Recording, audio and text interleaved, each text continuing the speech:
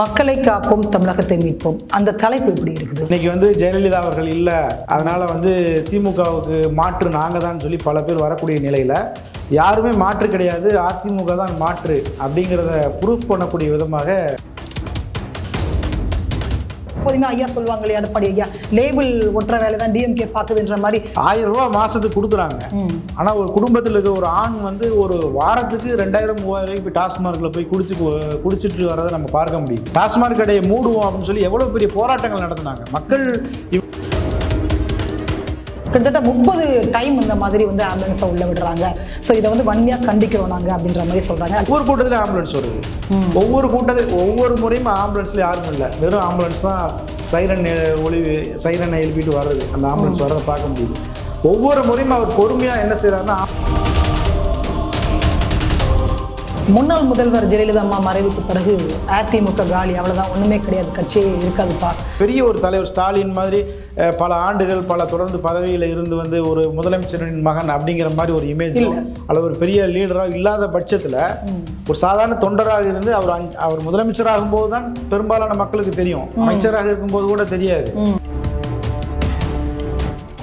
ஒரு பக்கம் சசிகலா போய்விட்டார், இன்னொரு பக்கம் டிடிவி தினகரன், ஓபிஎஸ் எல்லாம் போயும் கூட அவர்களுடைய அந்த அதிமுகவினுடைய வாக்கு சதவீதம் பெரிய அளவில் குறையல. இதே திமுக 20 ஆண்டுகளாக தொடர் தோல்வியை சந்தித்த ஒரு கட்சி தான். ஆனால் திமுக மீண்டு வந்திருக்கிறாங்க. அந்த அடிப்படையில் அவர் வாங்கக்கூடிய வாக்குகள் பார்த்தீங்கன்னா திமுகவிற்கும் அதிமுகவுக்கும் வெறும் அந்த கூட்டணி கட்சியில் இருக்கக்கூடிய விடுதலை சிறுத்தைகள் கட்சி நிறுவனர் அண்ணன் திருமா சொல்றாங்க, நிரந்தர பணி அப்படின்றது வேண்டாங்க, பண்ணக்கூடாது, மழை மல்றவன் மழை மல்லிட்டு தான் இருக்கணுமா. அண்ணன் தொல் திருமாவளவன் அவர்கள் மிகப்பெரிய தடுமாற்றத்தில் தான் சொல்லியிருக்கிறார். பணி நிரந்தரம் நீங்க பண்ணுங்க, அவங்க பிடிக்கலைன்னா வேலையை விட்டு போக போறாங்க, அவங்களுக்கு இதை விட நல்ல வேலை கிடைச்சுன்னா அவங்க போக போறாங்க. அது வரைக்கும் பணி நிரந்தரம் பண்றதுல என்ன பிரச்சனை இருக்கு? இது எப்படின்னா இந்த இடஒதுக்கீடை பிடிக்காதவங்க கேட்பாங்கல்ல, நீங்க ஜாதி கேட்குறீங்க, ஜாதினாலதான் இடஒதுக்கீடு, ஜாதி. அண்ணன் சீமான் பேசுவாங்க, குரல் கொடுப்பாங்க, ஆதரவு கொடுப்பாங்க. தூய்மை பணியாளர்கள் கூட அவங்க ஆதரவு தெரிவிச்சிருந்தாங்க. அவங்க இப்போ மேடையில் பேசும்பொழுது மிகப்பெரிய ஒரு சர்ச்சையை ஏற்படுத்துகிற விடயமா, அரசியல் கட்சி தலைவர்கள் அப்படிங்கிறவங்க மேடைக்கு முன்பு உள்ளவர்களை விலங்குகள் மாதிரி தான் பார்ப்பாங்க. அங்கே யார் என்ன செஞ்சாலும் அதை பெருசாக கண்டுக்க மாட்டாங்க. அப்படி கண்டுக்காமல் இருந்தால் தான் அவங்க அந்த ஸ்டேஜில் பேச முடியும் அப்படிங்கிறது ஒரு பாலிசியாக இருக்குது. சீமான் அவர்களை பொறுத்தவரைக்கும் எப்படின்னா, கேப்டன் விஜயகாந்த் அவங்களுடைய பத்திரிகையாளர் சந்திப்புலேயே அவர் பத்திரிகையாளரை தவறுதலாக பேசினாரு. அவர் பொது இடங்களில் தவறுதலாக நடந்துக்கிட்டாரு. விஜயகாந்த் பொது இடத்துல தவறாக நடந்துக்கிட்டாரு.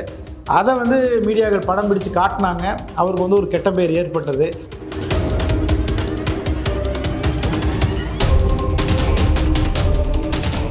நிம்மதி ப்ராப்பர்ட்டி மேனேஜ்மெண்ட். கான்டாக்ட் 7667008800. உலக தமிழ் உறவுகளுக்கு ஈஸ்வரின் அன்பான வணக்கங்கள். நகரத்தில் இன்றைய சிறப்பு விருந்தினர் ஊடகவியலாளர் திரு இஸ்மாயில். வணக்கம். வணக்கம் மேடம், எப்படி இருக்கீங்க? நல்லா இருக்கேன் மேடம். ரொம்ப மகிழ்ச்சி உங்களை சந்திச்சதுல. நீங்கள் நேரம் கொடுத்ததுக்கு ரொம்ப ரொம்ப நன்றி. ஸோ இப்போ அரசியல் களம் ரொம்ப சூடு பிடிச்சிருக்குது, பார்த்துருப்பீங்க. அதிமுக பொறுத்த வரைக்கும் முன்னாள் முதல்வர் எடப்பாடி பழனிசாமி அவங்க 100 நாள் நிறைவு செய்திருக்கிறாங்க அந்த சுற்று பயணத்தில், பிரச்சாரத்தில். ஸோ அது எப்படி பார்க்குறீங்க? வழக்கமாக அதிமுகவுக்குன்னு ஒரு ஸ்டைல் இருக்கும். முன்னால் எடப்பாடி அவர்களுக்கு முன்பு பார்த்தீங்கன்னா, நாங்களாம் ஊடகத்துக்கு வந்த புதுசில் பார்த்தீங்கன்னா, அதிமுக எதிர்கட்சியாக இருந்தது அப்படின்னா தேர்தலுக்கு ஒரு மாதத்துக்கு முன்பு தான் அதிமுகவினுடைய தலைமையகத்துக்கு ஜெயலலிதா அவங்க போவாங்க. அவங்க போகிறதே ஒரு பெரிய செய்தியாக இருக்கும். ஏன்னா மீதி உள்ள அந்த 4.5 ஆண்டுகளை அவங்க வேறு மாதிரியான அரசியல் தான் செய்வாங்க, ஆக்டிவ் பாலிடிக்ஸ்க்கு வரமாட்டாங்க. அதற்கு என்ன காரணம்னா, அவங்களுக்கு இருந்த அவங்க ஒரு கரிஸ்மேட்டிக் ஃபிகர், அது எல்லாத்துக்கும் தெரியும். அவங்க அந்த டயத்தில் போனாவே போதும் அப்படிங்கிற மாதிரி இருக்கும். அதே போல் பார்த்தீங்கன்னா ஆட்சி மாற்றம் ஏற்பட்டுரும். நம்ம வழக்கமாக பார்க்கும்போது திமுக 5 வருஷம், அதிமுக 5 வருஷம் அப்படி தான் வந்துக்கிட்டே இருக்கும். அதில் பார்த்தீங்கன்னா கரெக்டாக 4.5 வருஷம் அவங்க தலைமை அலுவலகம் பக்கமே வரமாட்டாங்க. ஆச்சரியமாக இருக்கும், அதிமுகன்னு ஒரு கட்சி இருக்கா, இப்படி இருக்கிறாங்களே அப்படிங்கிற மாதிரி இருக்கும். பார்த்தீங்கன்னா அந்த 6 மாதத்தில் அவங்க அரசியல் போக்கையே மாற்றுவாங்க. ஆனால் எடப்பாடி பழனிசாமி அவருடைய அந்த ஸ்டைல் அப்படிங்கிறது என்னென்னா, அவர் பல முறை வெளிப்படையாக சொல்லிட்டார், நான் ஜெயலலிதா மாதிரி எம்ஜிஆர் மாதிரி பெரிய தலைவர் கிடையாது, தொண்டர் அப்படின்ட்டாரு. அதை ப்ரூஃப் பண்ணக்கூடிய விதமாக தான் பார்த்தீங்கன்னா, எலெக்ஷன் ஆரம்பிப்பதற்கு நேர்லி ஒரு வருஷம் இருப்பதற்குள்ளேயே அவர் தன்னுடைய தீவிர சுற்றுப்பயணத்தை 100 நாள் முடிச்சிருக்கிறார். இப்போ இதன் மூலம் பார்த்தீங்கன்னா அதிமுகவில் இன்றைக்கு பல சின்ன சின்ன பிரச்சனைகள் நம்ம பார்க்க முடியுது. ஒரு பக்கம் ஓபிஎஸ், ஒரு பக்கம் டிடிவி தினகரன், சசிகலா, இப்படி இருக்கும்போது அவர் வந்து தன்னை வந்து ஒரு வலுவான தலைவராக நிலைநிறுத்தி கொள்வதற்கு இந்த சுற்றுப்பயணம் ரொம்ப அவருக்கு பயனுள்ளதாக இருக்குது. பொதுமக்களை சந்தித்து ஒரு பக்கம் அரசியல் செய்வது ஒரு பக்கம் இருந்தாலும் கூட கட்சியை வந்து இன்னும் வந்து கட்டுக்கோப்பாக அவர் வைத்திருப்பதற்கு இந்த சுற்றுப்பயணம் ரொம்ப உதவி செஞ்சுருக்கு. அதில் 100 நாட்களை வந்து பூர்த்தி செஞ்சது அப்படிங்கிறது உண்மையாலே ஒரு பாராட்டத்தக்க ஒரு விஷயம். ஏன்னா வந்து இன்றைய அரசியல் அப்படிங்கிறது எப்படின்னா ஒரு சோம்பேறிகளினுடைய ஒரு இதாக இருக்கிறத நம்ம பார்க்க முடியுது. பல சின்ன சின்ன கட்சி தலைவர்கள்லாம் கூட பார்த்தீங்கன்னா தேர்தல் அப்போ தான் களத்துக்கு வர்றதை நம்ம பார்க்க முடியுது. அந்த வகையில் வந்து ஒரு பெரிய எதிர்க்கட்சி, அதாவது ஆண்ட கட்சி, பல ஆண்டுகளாக தமிழ்நாட்டை ஆண்ட கட்சி அப்படி ஒரு மிதப்பு இல்லாமல் அவர் வந்து முன்கூட்டியே அந்த சுற்றுப்பயணத்தை தொடங்கி இன்றைக்கி வந்து 100 நாட்களை நிறைவு செஞ்சுருக்காரு. அப்படின்னா அவர் வந்து யாருக்குமே ஒரு ஸ்பேஸ் கொடுக்காமல் இருக்கிறார். அதை கவனிக்கணும். கண்டிப்பாக இன்றைக்கி வந்து ஜெயலலிதா அவர்கள் இல்லை, அதனால் வந்து திமுகவுக்கு மாற்று நாங்கள் தான் சொல்லி பல பேர் வரக்கூடிய நிலையில் யாருமே மாற்று கிடையாது, அதிமுக தான் மாற்று அப்படிங்கிறத ப்ரூஃப் பண்ணக்கூடிய விதமாக இந்த சுற்றுப்பயணத்தை அவர் செஞ்சுருக்கிறத நம்ம பார்க்க முடியுது. மக்களை காப்போம் தமிழகத்தை மீட்போம், அந்த தலைப்பு எப்படி இருக்குது? ஒரு நல்ல தலைப்பு. அந்த நிலைமையில தான் இன்னைக்கு இருக்குதா தமிழகம்? கண்டிப்பாக. அதாவது எந்த ஒரு ஆட்சியுமே வந்து பார்த்திங்கன்னா அந்த ஆட்சிக்கு எதிரான அலைகள் அப்படின்னு இருக்கும். எந்த ஆட்சியுமே வந்து நம்ம வந்து ஒரு முழுவதுமாக ஒரு பூர்த்தி செய்த ஆட்சின்னு நம்ம சொல்ல முடியாது. அப்படி இருக்கக்கூடிய நிலையில் திமுகவினுடைய இந்த ஆட்சி அப்படிங்கிறது உண்மையாக பல குறைபாடுகள் உள்ள ஒரு ஆட்சியாக இருக்குது. அந்த வகையில் அவர் வைத்திருக்கக்கூடிய தலைப்பு அப்படிங்கிறது ஒரு நல்ல தலைப்பு தான். ரெண்டாவது வந்து பார்த்திங்கன்னா ஜெயலலிதா அவர்கள் இல்லை அப்படிங்கிறதுனால அதிமுக வந்து இப்போ பல தலைவர்கள் தனியாக பிரிஞ்சு போனதுனால அதிமுகவை எளிமையாக வீழ்த்தி விடலாம் அப்படின்னு சொல்லி தான் பெரும்பாலும் திமுகவும் கூட்டணியும் நினைச்சாங்க. ஆனால் இன்னைக்கு வந்து ஒரு கடுமையான ஃபைட்டை வந்து எடப்பாடி வந்து கொடுத்துட்டு இருக்கிறார். அதற்கு அவர் வைத்திருக்கிற தலைப்பும் வந்து ரொம்ப ஒரு உதவிகரமாக இருக்கும் அப்படின்னு நான் பார்க்குறேன்.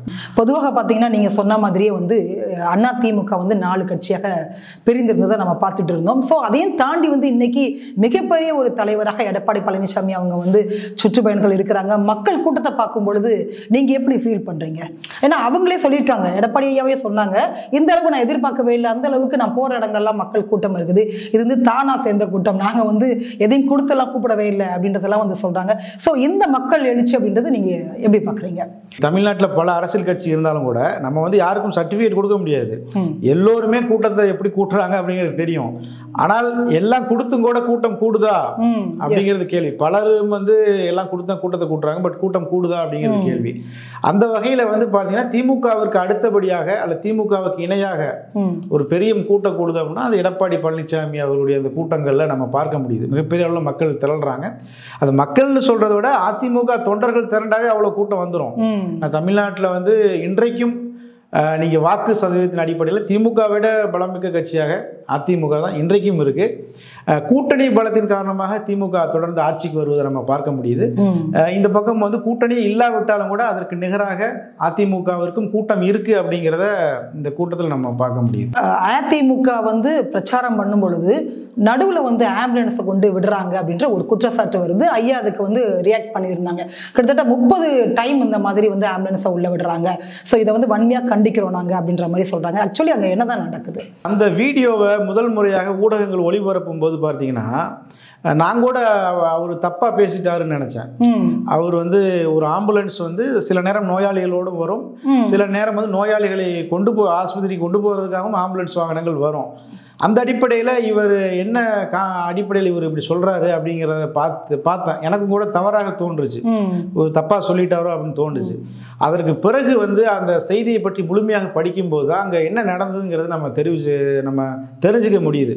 குறிப்பாக அதிமுகவினுடைய ஐடி விங் வந்து ஒரு வீடியோவை சில மணி நேரத்துக்கு முன்பு வெளியிட்டிருக்கிறாங்க. அதில் பார்த்தீங்கன்னா அவர் பங்கேற்ற ஒவ்வொரு கூட்டத்திலையும் அதே போல் அந்த கூட்டத்திற்கு நடுவில் ஆம்புலன்ஸ் வர்றதை நம்ம பார்க்க முடியுது.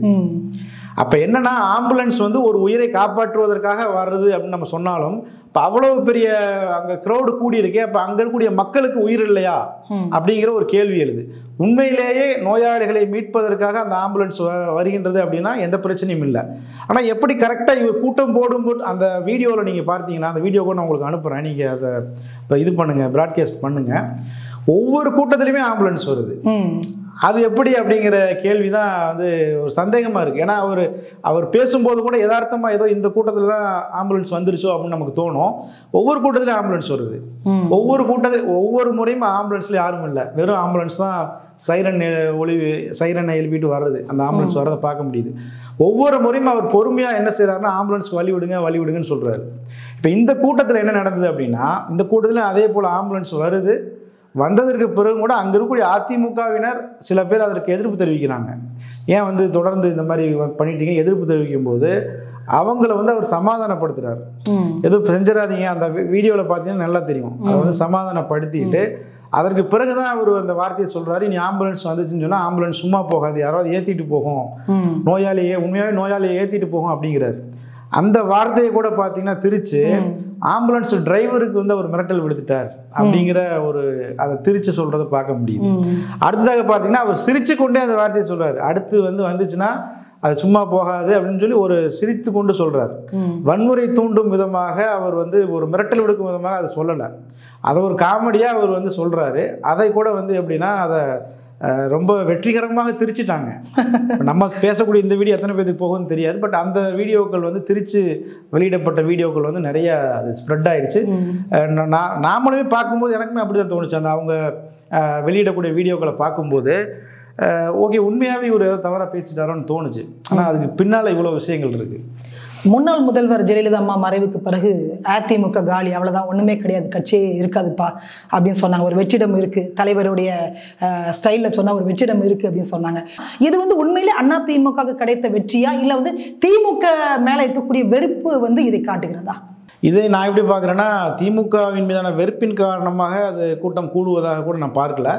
அதிமுகவிற்கு அதே போல் எடப்பாடி பழனிசாமிக்கு இருக்கக்கூடிய வரவேற்பாகத்தான் நான் வந்து பார்க்குறேன். அந்த கூட்டம் அப்படிங்கிறது அதுதான்.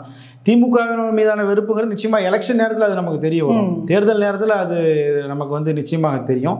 இப்போ கூடக்கூடிய இந்த கூட்டம் அப்படிங்கிறது என்னன்னா, அவரை பார்க்கணும் அப்படிங்கிற அடிப்படையில் தான் அந்த கூட்டம் கூடுகின்றது. அவர் சொல்வது மாதிரி அவர் பாணியில் நம்ம சொன்னோம்னா, ஒரு பெரிய ஒரு தலைவர் ஸ்டாலின் மாதிரி பல ஆண்டுகள் தொடர்ந்து பதவியில் இருந்து வந்து ஒரு முதலமைச்சரின் மகன் அப்படிங்கிற மாதிரி ஒரு இமேஜோ அல்லது ஒரு பெரிய லீடராக இல்லாத பட்சத்தில் ஒரு சாதாரண தொண்டராக இருந்து அவர் முதலமைச்சராகும் போது தான் பெரும்பாலான மக்களுக்கு தெரியும், அமைச்சராக இருக்கும்போது கூட தெரியாது. முதலமைச்சரானதுக்கு பிறகுதான் எடப்பாடி பழனிசாமின்னு ஒருத்தர் இருக்கிறாரு, ஒரு சீனியர் அப்படிங்கிறதெல்லாம் தெரியும். இந்த குறுகிய காலத்தில் வந்து பார்த்தீங்கன்னா அவங்க அதிமுக சந்தித்த தேர்தல்கள், அவங்க தேர்தலில் தோல்வி அடைஞ்சால் 10 தோல்வி பழனிசாமி இவங்க வந்து ஒரு ரைமிங்காக சொன்னாலும் கூட ஒவ்வொரு தேர்தலையும் வாங்கக்கூடிய வாக்கு சதவீதத்தை பார்க்கணும். இதே திமுக 20 ஆண்டுகளாக தொடர் தோல்வியை சந்திச்ச ஒரு கட்சி தான். ஆனால் திமுக மீண்டு வந்திருக்கிறாங்க. அந்த அடிப்படையில் அவர் வாங்கக்கூடிய வாக்குகள் பார்த்தீங்கன்னா திமுகவிற்கும் அதிமுகவுக்கும் வெறும் 1%, 2% தான். ஒரு பக்கம் சசிகலா போய்விட்டார், இன்னொரு பக்கம் டிடிவி தினகரன், ஓபிஎஸ் எல்லாம் போயும் கூட அவர்களுடைய அந்த அதிமுகவினுடைய வாக்கு சதவீதம்ங்கிறது பெரிய அளவில் குறையலை. எனவே வந்து அதிமுகவிற்கு அந்த இரட்டை இலை சின்னத்திற்கு எவ்வளவு மவுஸ் இருக்கோ அந்த ஒரு வரவேற்பை எடப்பாடி பழனிசாமி தக்க வைத்திருக்கிறார். அது ஒரு மிகப்பெரிய ஒரு வெற்றி தான். திமுக ஆட்சிக்கு வந்து கிட்டத்தட்ட 4.5 வருஷம் முடிய போகுது. ஸோ இந்த 4.5 வருஷம் நடந்த அந்த சம்பவங்கள், விடயங்கள் உங்களுக்கு தெரிஞ்சிருக்கும். பாலியல் பலாத்காரங்கள்ல இருந்து, கஸ்டடி டெத்தில் இருந்துட்டு, ஆணவ படுகொலையில இருந்து நாளுக்கு நாள் ஒவ்வொரு விடயமும் நம்ம பார்த்துட்டு தான் இருக்கோம். ஸோ இது வந்து அதிமுக ஆட்சிக்கு வருவதற்கான ஒரு வாய்ப்பா நீங்க பாக்குறீங்களா?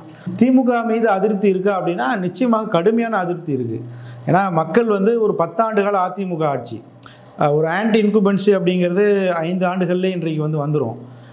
10 ஆண்டுகள் தொடர்ந்து ஆட்சி அப்படிங்கும்போது நிச்சயமாக ஒரு ஆன்டி இன்குபென்சி இருந்துச்சு. அதனால் அதை திமுக பயன்படுத்திக்கிட்டாங்க. அந்த தேர்தலில் கூட பார்க்கும்போது சொற்பமான வாக்குகள் வித்தியாசம் தான் திமுக ஜெயிச்சது. ஒரு 2% வாக்குகள் கூடுதலாக பெற்று ஜெயிச்சாங்க. அவ்வளோ பெரிய கூட்டணி அமைத்து எல்லாம் பண்ணி இவங்க ஜெயிச்சாங்க திமுக. அந்த கூட்டணி கட்சிகள் இருக்கிறாங்களே, இன்றைக்கு துப்புரவு தொழிலாளர்கள் பிரச்சனை நம்ம பார்க்குறோம். துப்புரவு தொழிலாளர்களுக்காக போராடக்கூடியவர்கள் தான் யாருன்னா இதே திமுகவினுடைய கூட்டணியில் இருக்கக்கூடிய கட்சிகள் தான். இடதுசாரி கட்சிகள், விடுதலை சிறுத்தைகள் போன்ற கட்சிகள் அவர்களோடு நின்று போராடுறாங்க. அவர்களின் கோரிக்கை கூட அங்கே நிறைவேற்றப்படவில்லை. இன்னொரு பக்கம் பார்த்தீங்கன்னா விடுதலை சிறுத்தைகள் கட்சி திருமாவளவன் சொல்றாரு, கொடி ஊண்டுவதற்கு கூட எங்களால் முடியல அப்படிங்கிறாரு. அப்ப கூட்டணி கட்சிகளுக்கு இதான் நிலைமை. சிறுபான்மையினருடைய நிலைமை என்ன அப்படின்னு பார்க்கும்போது பல நீண்டகால கோரிக்கைகள் எதுவுமே நிறைவேற்றப்படலை. சிறைவாசல் விவகாரம் அப்படிங்கிறது 20 ஆண்டுகளுக்கு மேலாக தொடர்ந்து, 25 ஆண்டுகளுக்கு மேலாக, கிட்டத்தட்ட 27, 28 ஆண்டுகள் சிறைச்சாலையில் இன்று வரைக்கும் இருக்கக்கூடியவங்களா இருக்கிறாங்க. அது எவ்வளவோ அதாவது நாங்கள் ஆட்சிக்கு வந்தால் விடுதலை செய்வோம் அப்படின்னு சொல்லி எல்லா சமூக மக்கள் வாக்குகளையும் இவங்க ஒரு குறிப்பிட்ட சதவீதம் தான் வாங்கியிருப்பாங்க. ஆனால் சிறுபான்மை, குறிப்பாக இஸ்லாமியருடைய வாக்குகள் கிட்டத்தட்ட 90% மேற்பட்ட வாக்குகளை வாங்கினாங்க. இந்த பக்கம் பிஜேபி கூட்டணியில் இருக்கு அதிமுக கூட அப்படின்னு சொல்லி 90% மேற்பட்ட இஸ்லாமிய வாக்குகளை மொத்தமாக அறுவடை செய்த திமுக எதுவுமே செய்யலை. கடுமையான அதிருப்தியில் இன்றைக்கு கூட பிஜேபி காட்டித்தான் அவங்க வந்து வாக்குகளை வாங்குவதற்கு முயற்சிக்கிறாங்களே தவிர இன்றைக்கு கூட அந்த சிறுபான்மையினோட கோரிக்கைகள் நிறைவேற்றுவது திமுக தயாராக இல்லை. ஏன்னா உங்களுக்கு வந்து அமைச்சர் ஜெயக்குமார் ஒரு பேட்டி வந்து கொடுத்துருப்பார், அதை நீங்க பார்த்துருப்பீங்க. அவர் தன்னுடைய ராயபுரம் தொகுதியை சுட்டி காட்டி சொல்லியிருப்பார். இந்த ராயபுரம் தொகுதியில வந்து திமுக ஆரம்பிக்கும் போது 50,000-40,000 ஓட்டுகள்ல இருந்து வராங்க. ஏன்னா சிறுபான்மையினர் மொத்தமா வாக்களிச்சிட்டாங்க, 40,000 வாக்குகள் போயிடுச்சு திமுகவுக்கு. திமுக ஓட்டிங் கவுண்டிங் ஸ்டார்ட் பண்ணும்போதே 40,001 சொல்லி ஸ்டார்ட் ஆகுது. ஆனா நான் 0ல இருந்து ஸ்டார்ட் ஆகுறேன்னு சொன்னாரு. இப்ப அந்த அளவுக்கு இந்த ஆட்சி அமைவதற்கு சிறுபான்மையினோட வாக்குகள் அப்படிங்கிறது மிக முக்கியமானது. ஆனா அந்த சிறுபான்மையினருக்கு இவங்க எதுவுமே செய்யல. இப்பவும் கூட பாருங்க, இந்த பிஜேபி பூச்சாண்டியை காட்டி பிஜேபி அதிமுக கூட இருக்கு, அதனால எங்களுக்கு வாக்களிங்கன்னு சொல்றாங்களே தவிர நாங்க இதெல்லாம் செஞ்சிருக்கிறோம் அப்படின்னு சொல்லி வாக்கு கேட்க முடியல. இன்னொரு பக்கம் பார்த்தீங்கன்னா தலித் மக்களுக்கு எதிரான தாக்குதல்கள் நம்ம பார்த்துருப்போம். குடிநீர் தொட்டியில மலம் கலந்த விஷயம் இன்று வரைக்கும் வந்து அதற்கான ஒரு தீர்வு வந்து இல்லை. பழங்குடியினருக்கான விஷயங்கள் இப்படி சொன்னா நம்ம வந்து சொல்லிக்கொண்டே போகலாம். இது இல்லாம ஒரு காமன் மேனுக்கு இன்றைக்கு வரிகள் எவ்வளவு வரிகளை வந்து உயர்த்திருக்கிறாங்க. சொத்து வரி, கட்டிடங்களுக்கான வரி, பத்திரப்பதிவுக்கு வந்து வரி, மணல், செங்கல், மணல் எல்லாமே இன்றைக்கு வந்து விலைவாசி உயர்வுங்கிறது மிகப்பெரிய அளவில் இருக்கு. இன்றைக்கு ஏழையாக அப்படி போய்கொண்டே இருக்கிறாங்க. பணக்கார மத்தியில் வந்து மோடியுடைய ஆட்சியை வந்து விமர்சிக்கிறாங்க. ஆனால் தமிழ்நாட்டில் பார்த்தீங்கன்னா அதை விட மோசமான ஒரு ஆட்சியை வந்து நடத்தி கொண்டு இருக்கிறாங்க. எனவே இந்த அதிருப்தியெல்லாம் மக்கள்கிட்ட கடுமையாக இருக்கு. இதெல்லாம் வந்து நிச்சயமாக தேர்தல் சமயத்தில் மிகப்பெரிய அளவில் எதிரொலிக்கும்.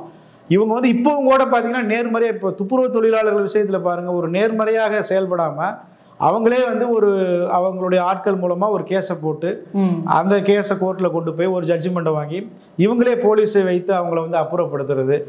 இப்போ இதில் இந்த நாடகத்தெல்லாம் மக்கள் தொடர்ந்து பார்த்துட்டு தான் இருக்கிறாங்க. கடுமையான அதிருப்தி இருக்குது. இதுலேருந்து அவங்க எப்படி மீண்டு வர போகிறாங்க அப்படின்னு தெரியல. பொதுவாக வந்து முதல்வர் வந்து சொல்லும்போது என்ன சொல்கிறாங்க, கூட்டங்கள் எல்லாம் சொல்லும்போது 100 விழுக்காடு இல்லை 99 விழுக்காடு நாங்கள் கொடுத்த தேர்தல் அறிக்கை வந்து நிறைவேற்றி விட்டோம் அப்படின்றாங்க. ஸோ நீங்கள் அப்படி பார்க்குறீங்களா? அதான் 100 நாள் வேலை திட்டம், அதிலே நம்ம எடுத்துக்கலாம். 150 நாட்களாக உயர்த்துவோம் அப்படின்னாங்க, நடக்கலை. கடந்த ஆட்சியில் பார்த்தீங்கன்னு சொன்னால் தாலிக்கு தங்கம் வழங்கக்கூடிய திட்டம், அதை இவங்க வந்து ஒருவேளை கடந்த அதிமுக ஆட்சியிலே அது வந்து நிறைவேற்றப்படல, இவங்க வந்து நிறைவேற்றிருக்கலாம். நல்ல திட்டம் அப்படிங்கும்போது இவங்க அதை வந்து தொடர்ந்து இருக்கலாம். இப்படி அம்மா உணவகமாக இருக்கட்டும், இப்படி எத்தனையோ திட்டங்களை வந்து இவங்க வந்து 99% அப்படின்னு 1% நிறைவேற்றலன்னு சொல்றாங்கல்ல. நமக்கு தெரிஞ்சுன்னா 1% நிறைவேற்றி இருப்பாங்க, 99% நிறைவேற்றலை. எதுவுமே நிறைவேற்றல. ஏதோ ஒரு கவர்னர் ஆட்சி மாதிரி தான் வந்து நடந்துட்டு இருக்கு. கவர்னரை குறை சொல்றாங்க, ஆனால் ஆட்சி வந்து கவர்னர் ஆட்சி மாதிரி, அதிகாரிகளுடைய ஆட்சி மாதிரி. இங்கே வந்து அந்த திமுகவிற்கு வாக்களித்த மக்களை வந்து கன்சிடரே பண்ணலை.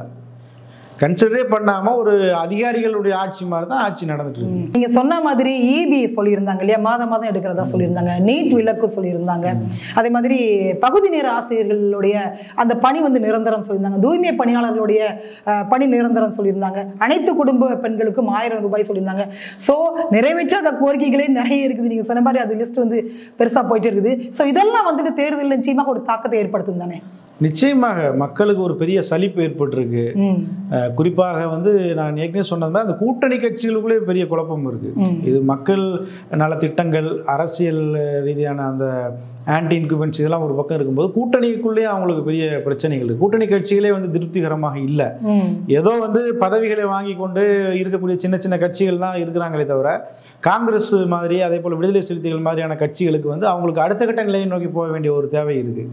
அவங்களுக்கு அதிகார பகிர்வு அப்படிங்கிற அதை பற்றி அவங்க சிந்திக்க ஆரம்பிச்சிட்டாங்க. திமுகவினுடைய தொடர் பலவீனங்கள், அவங்களுடைய வாக்கு வங்கியில் ஏற்பட்டிருக்கக்கூடிய அந்த குறைபாடு, இதெல்லாம் பயன்படுத்தி கொள்வதற்கு இன்றைக்கு அவங்க வந்து தயாராகிட்டு வராங்க. எனவே இந்த 2026 தேர்தல் அப்படிங்கிறது திமுகவிற்கு ஒரு மிகப்பெரிய ஒரு நெருக்கடியான தேர்தலாகத்தான் இருக்கும் அப்படிங்கிறத நான் பார்க்குறேன். கடந்த ஆட்சியில் பார்க்கும்பொழுது அதிமுக நிறைய திட்டங்கள் கொண்டு வந்தாங்க. முன்னாள் முதல்வர் ஜெயலலிதா அம்மா இருக்கும் பொழுது தாலிக்கு தங்கம், நீங்கள் சொன்ன மாதிரி தொட்டில் குழந்தை, நிறைய திட்டங்கள் கொண்டு வந்தாங்க. அம்மா உணவகம்லாம் உலகமே திரும்பி பார்த்த ஒரு அற்புதமான திட்டமாக இருந்தது. ஸோ டிஎம்கே வந்த பிறகு அதை அப்படியே வந்து ஸ்டாப் பண்ணிட்டாங்க. இப்போ பெயர் மாற்றி எப்போதுமே ஐயா சொல்லுவாங்க இல்லையா, எடப்பாடி ஐயா, லேபிள் ஒற்ற வேலை தான் டிஎம்கே பார்க்குதுன்ற மாதிரி புதுமை பெண் திட்டம் அப்படின்ற மாதிரி கொண்டு வந்தாங்க. ஸோ இந்த திட்டங்கள் மறுபடியும் வந்து அனௌன்ஸ்மெண்ட் கொடுத்துட்டு இருக்கிறாங்க தமிழக அரசு. 20 லட்சம் மாணவர்களுக்கு படிப்பு நீதி கொடுக்குறோம் அப்படின்றாங்க. இதெல்லாம் நீங்கள் எப்படி பார்க்குறீங்க? ஏன்னா ஆட்சி முடிய போகிற நேரத்தில் திட்டங்களை அறிவிச்சிட்டு இருக்கிறாங்க. பெண்கள் வாக்கு அதிமுகவிற்கு மிகப்பெரிய அளவில் தொடர்ந்து இருந்துட்டு வருது, அது எல்லாருக்குமே தெரியும். அதை கைப்பற்றுவதற்கு தான் இந்த மகளிர் விடியல் அப்படி இப்படி நிறைய திட்டங்களை வந்து அவங்க தொடர்ந்து கொண்டு வந்து கொண்டிருக்கிறாங்க. இதெல்லாம் வந்து பார்த்தீங்கன்னா நம்ம 1000 ரூபா மாதத்துக்கு கொடுக்குறாங்க. ஆனால் ஒரு குடும்பத்தில் இருக்க ஒரு ஆண் வந்து ஒரு வாரத்துக்கு 2000 3000 ரூபாய்க்கு போய் டாஸ்மார்க்கில் போய் குடிச்சிட்டு வரதை நம்ம பார்க்க முடியுது. டாஸ்மார்க் கடையை மூடுவோம் அப்படின்னு சொல்லி எவ்வளோ பெரிய போராட்டங்கள் நடத்தினாங்க. மக்கள் இவங்கள்ட்ட எதிர்பார்க்கிறது அதுதான். அதிமுகவுக்கு வாக்களிக்காம ஏன் உங்களுக்கு வாக்களிச்சாங்க? அதிமுகவின் வாக்காளர்கள் அவங்களுக்கு வாக்களிச்சிட்டாங்க. கூடுதலாக நீங்கள் 2% வாக்குகள் பெற்றீங்களா பார்த்தீங்களா? அந்த 2% வாக்குகள் யாருடைய வாக்கு? நீங்கள் ஒயின் ஷாப்பை மூடுவீங்க அப்படின்னு சொல்லி போடப்பட்ட வாக்குகள் தான். நீங்கள் சொன்ன கோரிக்கைகள்லாம் நிறைவேற்றுவீங்கன்னு சொல்லி தான் அந்த வாக்குகள் உங்களுக்கு போட்டிருக்கிறாங்க. அதாவது இளம் விதவைகள் அப்படிங்கிற வார்த்தையை பயன்படுத்தி எவ்வளோ பெரிய பிரச்சனைகள் ஏற்படுத்தினாங்க. அவர்களுடைய வீடுகளுக்கு வெளியில் நின்று போராட்டம் நடத்தினாங்க. மு க ஸ்டாலின் அவருடைய கருப்பு துணியை கட்டி துணை முதலமைச்சர்லாம் போராட்டம் நடத்தினாங்க. இன்னைக்கு என்ன ஆச்சு? எத்தனை டாஸ்மாக் கடைகளை மூடி இருக்கிறாங்க? இப்போ எதுவுமே மூடப்படலை.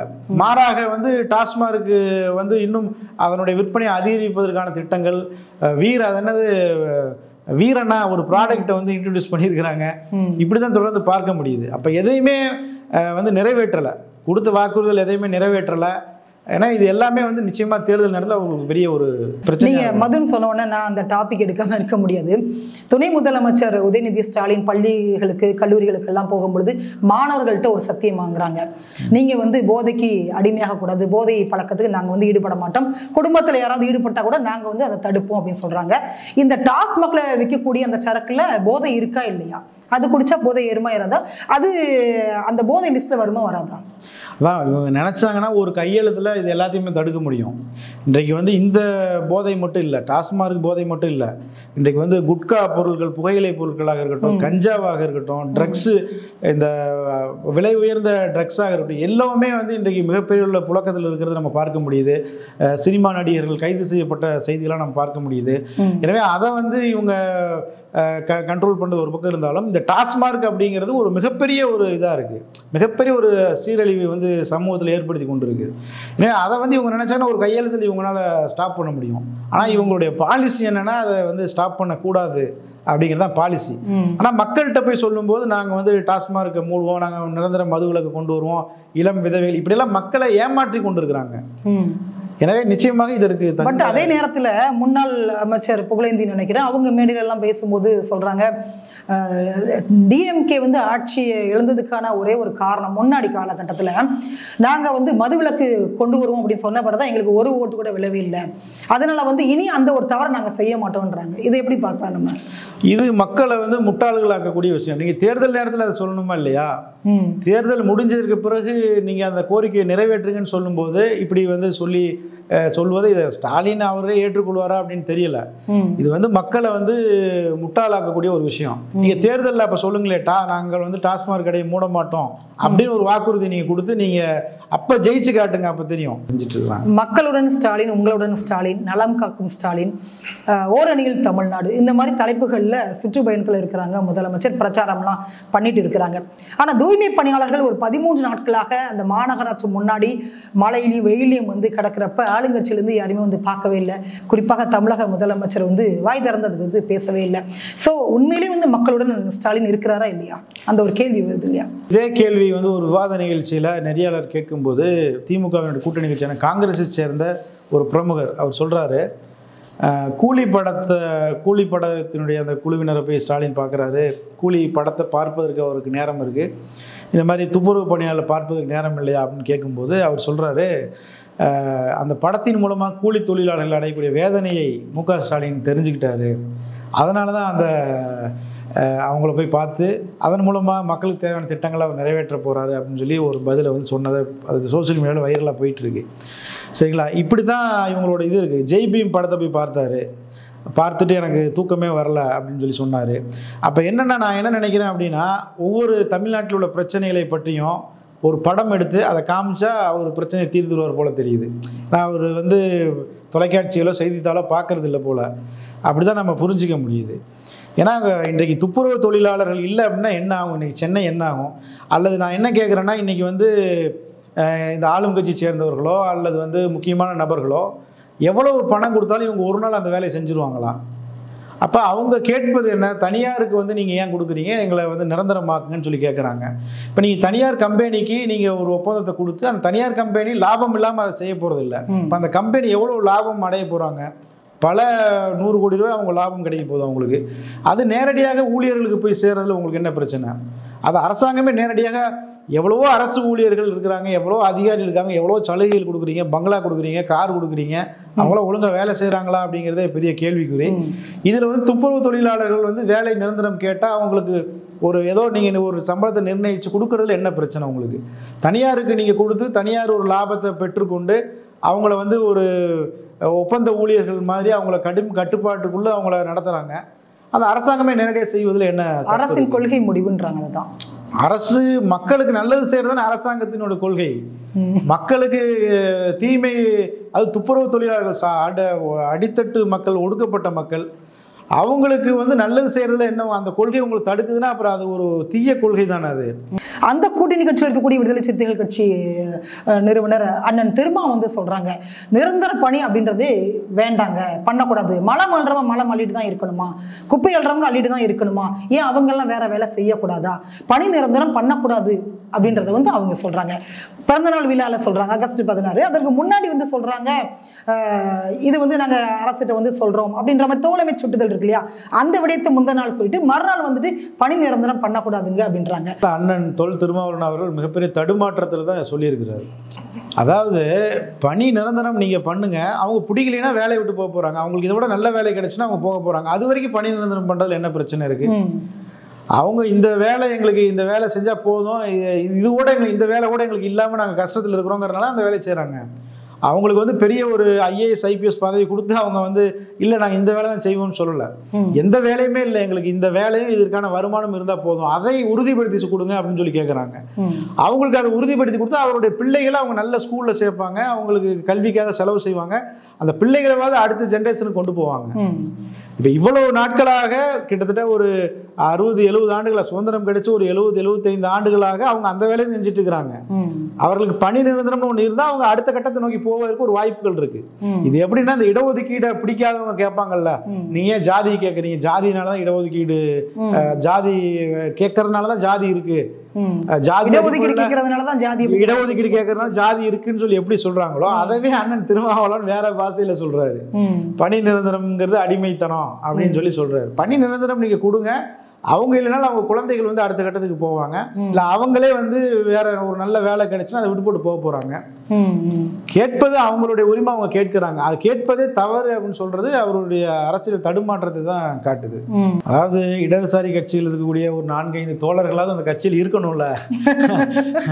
திருமாவளவன் அவர் சொல்றாருன்னா அவரு பேச்சு வேத வாக்கு அந்த கட்சின்னு இருக்கு. சரி அண்ணன் எதை சொல்லிட்டாருன்னு இருப்பாங்க. கம்யூனிஸ்ட் கட்சியில் இருக்கிறதே ஒரு 4-5 பேர், அவங்களும் வந்து அரசாங்கத்துக்கு ஆதரவாக தலைவர் பேசினாருன்னா அந்த இருக்கிற 4 பேரும் என்ன செய்ய மாட்டாங்க, கட்சிக்கு வர மாட்டாங்க அடுத்து. அதனால அவர் சொல்லியிருக்கிறார், வேற வழி இல்லை அவங்களுக்கு. கம்யூனிஸ்டுகள் அப்படின்னு கம்யூனிஸ்ட் இயக்கம் அதெல்லாம் வந்து அதை பற்றி படித்தவங்களுக்குலாம் தெரியும் எவ்வளோ வீரியமான இயக்கம், எப்படி அவங்களாம் செயல்பட்டாங்கன்னு சொல்லி. இன்றைக்கு இருக்கக்கூடிய கம்யூனிஸ்ட் கட்சிகள் பார்த்தீங்கன்னா ஆளும் கட்சிக்கு வந்து அவங்களுக்கு விலை போனதா கூட ஒரு விமர்சனம், விலை போயிருக்கிறாங்க, விலை போயிட்டாங்க, கட்சியினுடைய வளர்ச்சிங்கிறது அடுத்த கட்டத்துக்கு இல்லை, கழுது தெரிஞ்சு கட்டணமான மாதிரி இன்றைக்கு கம்யூனிஸ்ட் கட்சிகள் போயிட்டாங்க. அதெல்லாம் கம்யூனிஸ்ட் கட்சினா இன்றைய தலைமுறைக்கு தெரியுமாங்கிறதே தெரியல. அண்ணன் திரும்ப அந்த கேள்வியை முன் வச்ச உடனே பணி நிரந்தரம் பண்ணக்கூடாது என்று இந்த கேள்வியை முன் வச்ச உடனே என்ன சொல்றாங்கன்னா, அப்ப தேர்தல் அறிக்கை கொடுக்கும்போது நீங்க என்ன பண்ணிட்டு இருந்தீங்க?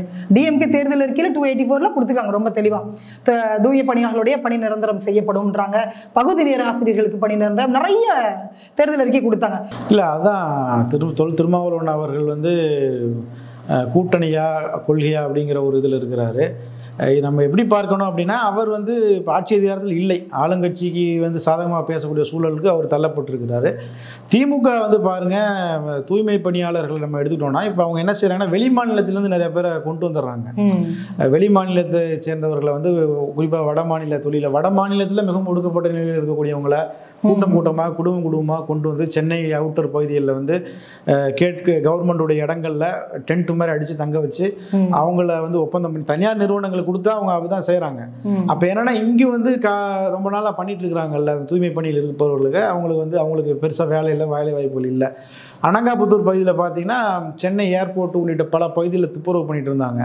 அவங்களோட வீடுகள்லாம் காலி பண்ணிட்டாங்க. வீடுகள்லாம் அடித்து உடைச்சு ஆக்கிரமிப்புன்னு சொல்லி பல பேரை வந்து வெளியேற்றி வேறு வேறு இடங்களுக்கு தள்ளிட்டாங்க. இப்போ என்னன்னா தூய்மை பணியாளர்கள் வந்து இங்கே காலங்காலமாக இருப்பவர்கள் இருக்காங்கல்ல தமிழ்நாட்டில், இவங்க தேவையில்லை. ஏன்னா இவங்க சம்பளம் அதிகமாக இவங்களுக்கு கொடுக்க வேண்டியது இருக்குது. இவங்க பணி நிரந்தரம் கேட்குறாங்க. அதனால் என்ன செய்கிறாங்கன்னா ப்ரைவேட்டுக்கு போயிடுறாங்க. ப்ரைவேட் வந்து வட மாநிலங்களில் போய் தேடி அங்கே ரொம்ப கஷ்டப்படக்கூடிய மக்களை கொண்டு வந்து இங்கே வந்து தூய்மை பணி செஞ்சுட்டு இருக்கிறாங்க. இனி என்னன்னா தூய்மை பணியாளர்களுக்கும் வேலை இல்லாத ஒரு சூழல் வரப்போ அதனால தான் அவங்க வந்து அரசு பணி கொடுங்கன்னு கேட்குறாங்க. அதான் ஜாதியை வந்து ஒழிக்கவே முடியாது, மது விலக்கு கொண்டு வர முடியாதுன்னு சொல்றாங்க. பிறந்தநாள் விழாவில் சொல்றாங்க ஜாதியை ஒழிக்கிறது என்னோட முதல் வேலைன்னு சொல்றாங்க. 2 எம்பிக்களை வச்சு எதுவும் ஆக போகிறதில்ல, 10 எம்எல்ஏக்களை வச்சு எதுவும் ஆக போகிறதில்ல அப்படின்னு சொல்லியிருக்கிறாரு.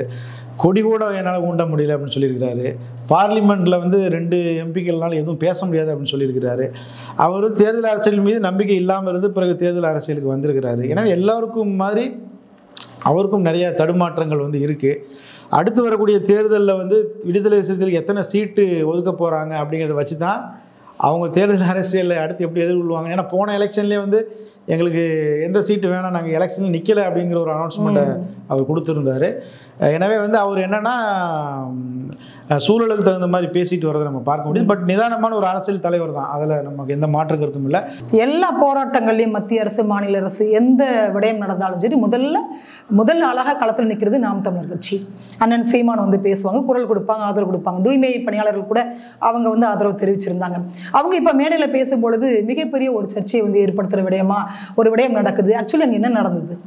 இவங்க இறங்கி போறாங்க, அடிக்க போறதா வந்து சொல்றாங்க. ஊடகங்கள்ல பல செய்திகள் உலா வந்துட்டு இருக்குது. அதாவது அந்த இடத்துல வந்து என்ன நடந்திருந்தாலும் பொதுவாக அரசியல் கட்சி தலைவர்கள் அப்படிங்கிறவங்க மேடைக்கு முன்பு உள்ளவர்களை விலங்குகள் மாதிரி தான் பார்ப்பாங்க. அங்கே யார் என்ன செஞ்சாலும் அதை பெருசாக கண்டுக்க மாட்டாங்க. அப்படி கண்டுக்காமல் இருந்தால் தான் அவங்க அந்த ஸ்டேஜில் பேச முடியும் அப்படிங்கிறது ஒரு பாலிசியாக இருக்குது. சீமான் அவர்களை பொறுத்தவரைக்கும் எப்படின்னா அவர் வந்து முன்பு இருப்பவர்களை மனிதர்களாக பார்க்குறாரு. அதுதான் பிரச்சனை. அப்படி இருக்கும்போது அங்கே ஒரு சின்ன சலசலம் நடந்திருக்குது. பட் அரசியல் தலைவர் அப்படிங்கிற அடிப்படையில் இந்த மாதிரி இதுலாம் போய் கான்ட்ரோவர்சிலாம் சிக்கக்கூடாது அப்படிங்கிறது தான் என்னுடைய கருத்து. பொதுவாக பார்த்தீங்கன்னா முன்னாடி கேப்டன் விஜயகாந்த் அவங்களுடைய பத்திரிகையாளர் சந்திப்புலேயும் வந்து அவர் பத்திரிகையாளரை வந்து தவறுதலாக பேசினார் அப்படின்னு சொல்கிறது, அவரை வந்து தவறாக சித்தரித்து இன்னைக்கு வந்து முதலமைச்சராக அவர் இருந்திருக்க வேண்டியவர். ஸோ அப்படிப்பட்ட ஒரு பர்சனை வந்துட்டு மீடியா தான் வந்து முழுக்க தவறாக சித்தரிச்சாங்க அப்படின்னு சொல்கிறாங்க. அதே பாணி தான் வந்து இன்னைக்கு இந்த ஆளும் கட்சி வந்து அண்ணன் சீமானுடைய விடயத்தில் முன்னெடுக்கிறதா பார்க்குறீங்களா? அப்படி ஒரு விமர்சனம் வந்து மக்கள் முன்வைக்கிறாங்க. இல்லைம்மா, அதாவது விஜயகாந்தை வந்து மீடியாக்கள்லாம் எல்லாம் ஒன்று சேர்ந்து அப்படிலாம் அதெல்லாம் ஒரு கற்பனை, அது மித்து. அது ரொம்ப நாளாக சொல்லிட்டு இருக்கிறாங்க. விஜயகாந்தை வந்து மீடியாக்கள் தான் ஒழிச்சுட்டாங்க அப்படின்னு சொல்லி. விஜயகாந்தே அவரே ஒரு மீடியா வச்சு தான் இருந்தார், 24/7 சேனல் வச்சு தான் இருந்தார். சரிங்களா? எல்லா கட்சிகளுக்கும் சேனல் இருக்குது, அவருக்கும் ஒரு சேனல் இருக்குது, பொதுவான சேனல்கள் இருக்குது. ஏன்னா மீடியாக்கள்லாம் அவர் ஒழிக்கல. அவருக்கு உடல்நல பிரச்சனைகள், அவர் பொது இடங்களில் தவறுதலாக நடந்துக்கிட்டாரு. விஜயகாந்த் பொது இடத்துல தவறாக நடந்துக்கிட்டாரு. அதை வந்து மீடியாக்கள் படம் பிடிச்சு காட்டினாங்க. அவருக்கு வந்து ஒரு கெட்ட பேர் ஏற்பட்டது. அப்படி தான் நம்ம பார்க்க வேண்டியது இருக்குது. மீடியாக்கள் வந்து திட்டமிட்டு எல்லா நம்மளாம் மீடியாவில் இருக்கிறோம், நமக்கு தெரியும். இப்படி எல்லா மீடியா ஒன்று சேர்ந்து ஒரு அரசியல் தலைவரை, அதுவும் சம்மந்தம் இல்லாத ஒரு அரசியல் தலைவரை ஒன்று சேர்ந்து அப்படிலாம் எதுவும் செய்ய முடியாது. இந்த விஷயமும் அப்படிதான் யதார்த்தமாக நடந்த ஒரு விஷயமாகத்தான் நான் பார்க்குறேன். அப்படி மீடியாக்கெல்லாம் சேர்ந்து ஒரு தலைவரை டார்கெட் பண்ணி அப்படிலாம் வந்து எதுவும் செஞ்சிட முடியாது. இதுல வந்து அண்ணன் சீமானுடைய விடயத்தை பொறுத்த வரைக்கும் டிஎம்கே சார்ந்த பத்திரிகையாளர்கள் அவங்க வந்து கேள்வி கேட்கறது, அந்த பிரச்சனையை வந்து உண்டு பண்றது, அவரை ப்ரெஷர் ஆக்குறது, இதெல்லாம் அப்படியே எப்படி விஜயகாந்த் வந்து ஓரம் கட்டினாங்க அதே பாணியை தான் வந்து இன்னைக்கு வந்து டிஎம்கே அண்ணன் சீமான் விஷயத்துல முன்னெடுக்கிறதா சொல்றாங்க. நீங்க எப்படி பாக்குறீங்களா? இல்லை, அது நடக்கும், அது நடக்காது அப்படின்னு நம்ம சொல்ல முடியாது. இப்போ திமுக கூட்டணி அப்படின்னு வரும்போது அந்த ஊடகங்களை சேர்ந்தவர்கள் எதிர்கட்சியினர்கிட்ட வந்து அப்படிதான் கேள்விகளை கேட்பாங்க. அதே போல் வந்து இன்றைக்கி சேகர் பாபு இருக்கிறார், அவர்கிட்ட போய் ஒரு கேள்வியை கேட்கும்போது நீங்கள் எந்த மீடியா, அவங்களுக்குலாம் பேட்டி தர முடியாது அப்படின்னு சொல்லி சொல்கிறாரு. எனவே வந்து இந்த மாதிரியான அந்த கிளாஸஸ்லாம் பத்திரிகையாளர் சந்திப்பில் நடக்கிறது சகஜம்தான். பட் வந்து அரசியல் தலைவர்கள் வந்து யார் என்ன கேள்வி கேட்டாலும் பதில் சொல்லக்கூடிய பொறுமையாக பதில் சொல்லணும். ஏன்னா அவங்க என்னத்தை அப்படி கேட்ட முடியும், ஒரு செய்தியாளர் என்னத்தை கேட்ட முடியும்? அரசியல் தலைவருக்கு இருக்கக்கூடிய அந்த அரசியல் அறிவோட செய்தியாளர் கேள்வி கேட்ட போகிறாரு. அப்போ அதை வந்து அவர்கள் திறம்பட சமாளிக்கணும் அப்படின்னு தான் நான் பார்க்குறேன். ஓகே, இறுதியான ஒரே ஒரு கேள்வி. 2026 நீங்கள் சொன்ன மாதிரியே வந்து ஏடிஎம்கே வந்து ரொம்ப பலமான ஒரு கட்சியாக வந்துட்டு இருக்குது. ஸோ சுற்றுப்பயணத்தில் இருக்கிறாங்க, மறுபடியும் வருவதற்கான வாய்ப்புகள் இருக்குது. அப்படி வந்தால் கூட யார் தலைமையிலான ஆட்சி அமையும் உங்களுடைய பார்வையில் ஏதாவது கணிக்க முடியுமா? இன்றைக்கு அதிமுக கூட்டணியில் பிஜேபி இருக்கிறாங்க, இன்னும் சில கட்சிகள் இருக்காங்களா அப்படிங்கிறது தெரியல. மிகப்பெரிய ஒரு கட்சி வருதா சொல்லியிருக்கிறாங்க. ஆமாம், மிகப்பெரிய கட்சி வருவதாகவும் சொல்லியிருக்கிறாரு. அதே போல் பாமக வந்து இருப்பதாக நம்பப்படுது, தேமுதிக இருப்பதாக நம்பப்படுது. இது ஒரு பெரிய ஒரு அலைன்ஸ் தான். பட் பிஜேபி இல்லாமலே அதிமுக இந்த வாக்குகளை தொடர்ந்து பெற்றுக்கொண்டு தான் வர்றாங்க. எனவே அது வந்து பிஜேபியாக இருந்தாலும் சரி, பாமகவாக இருந்தாலும் சரி, தேமுதிக, இது எல்லாமே வேல்யூ ஆடட் தான். நம்முடைய இஸ்லாமிய சமூகத்தை பொறுத்த வரைக்கும் மிகப்பெரிய ஒரு கோரிக்கை அப்படின்னா அதிமுகவுக்கு நீங்கள் என்ன வைப்பீங்க? இஸ்லாமிய சமூகத்தினர் வந்து பல கோரிக்கைகளை முன் வைச்சாலும் கூட முக்கியமான கோரிக்கைகள் இடஒதுக்கீடு அதிகரிப்பு, அதே போல் சிறைவாசிகள் விடுதலை. இதுதான் கடந்த கருணாநிதி அவருடைய ஆட்சியில் 3.5% இடஒதுக்கீடு வந்து கொடுத்தாங்க. இன்றைக்கு வந்து என்னன்னா மக்கள் தொகை அதிகரிச்சிருக்கு, அதனால் அதை வந்து 5% உயர்த்தணும், அல்லது வந்து இந்த சாதிவாரி கணக்கெடுப்பின் அடிப்படையில் அதை வந்து உயர்த்தணும் அப்படிங்கிறது தொடர்ந்து கோரிக்கைகளாக வந்து இருந்துகிட்ருக்கு.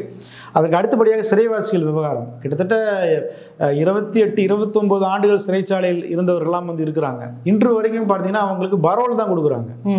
நாங்கள் வந்து ஆட்சிக்கு வந்தால் வந்து நாங்கள் அவங்கள விடுதலை செஞ்சுருவோம் அப்படின்னு சொல்லி வாக்குறுதி கொடுத்து திமுக ஆட்சிக்கு வந்தாங்க.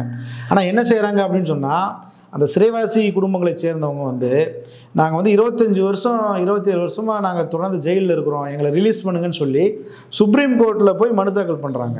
சில மனுக்கள் வந்து உயர்நீதிமன்றத்தில் தாக்கல் செய்யப்பட்டு அவங்கள விடுவிக்க சொல்லி உத்தரவு வருது. அவங்கள விடுதலை பண்ணிருங்க, 25 வருஷம் மேலே இருக்கிறாங்க. உயர்நீதிமன்றம் பிஜேபி வரக்கூடாதுனால தானே இவங்க பிரச்சாரமே. இப்போ அதிமுக சைடில் பிஜேபி இருக்குது அப்படிங்கிற ஒரே ஒரு ப்ளஸ் பாயிண்ட் தான், இல்லைன்னா திமுகவிற்கு வாக்களிப்பதற்கு யாரும் தயாராக இல்லை. ரொம்ப ரொம்ப நன்றி, உங்களுடைய நேரத்தை கொடுத்து நிறைய தகவல்கள் நீங்கள் மக்களுக்காக சொல்லியிருக்கீங்க. ஸோ தொடர்ந்து பயணிக்கலாம். ரொம்ப நன்றி சார். ரொம்ப நன்றி. மீண்டும் ஒரு நேர்காணலில் உங்களை சந்திக்கும் வரை உங்களிடமிருந்து விடைபெறுவது உங்கள் கேவி ஈஸ்வரி. நன்றி, வணக்கம்.